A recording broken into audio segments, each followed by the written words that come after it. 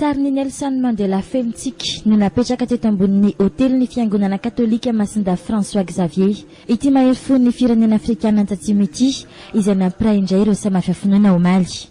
Sorona masina nentina nanomezam-boninahitra azy farany.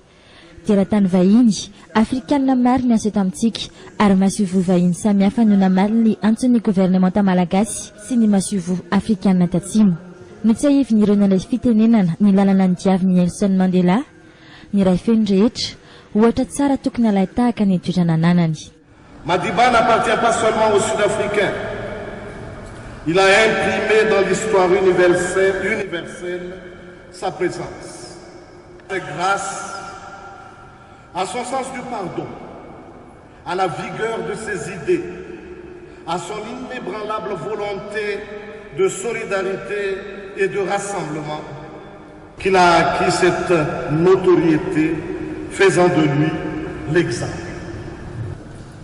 L'histoire se souviendra de Nelson Mandela comme un champion pour la dignité humaine et pour la liberté, pour la paix et pour la réconciliation.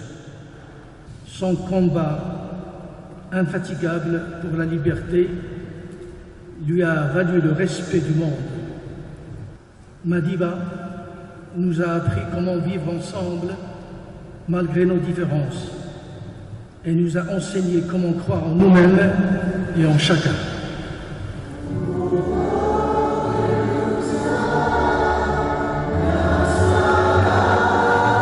Ny fanandrify tamin'ny fandevenanan'i Nelson Mandela tany Kunu Afrika Atsimo ity fotoana omaly ity.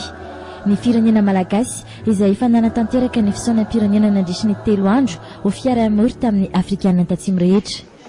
Ny alohan'ity sorona masina ity, ny solotenan'ny malagasy rehetra tany Afrika Atsimo ny filohan'ny tetezamita amin'ny vadiny alarobia lasa teo, toy ireo filoham-pirenena maro maneran-tany, niondrika ampananjana teo anolohan'ny nofy mangatsiakan'i Nelson Mandela Andriamatoa Rajoelina sy Ramatoa vadiny tao Pretoria, ary nitondra ny teny fampianonana avy amin'izy mivady sy ny vahoaka malagasy tamin'ny filoha afrikana antatsimo Jacob Zuma.